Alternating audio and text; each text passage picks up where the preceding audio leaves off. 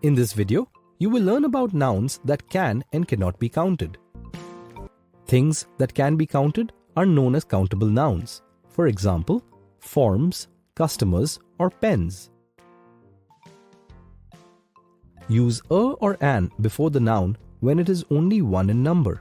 For example, a form, a customer, or a pen. Things that cannot be counted are known as uncountable nouns. Things like time, rain, money, and water. Ideas like fun and work are uncountable things. Use the when talking about one specific uncountable noun. For example, the money or the water. Do not use a or an with uncountable nouns. For example, a money or a water is incorrect.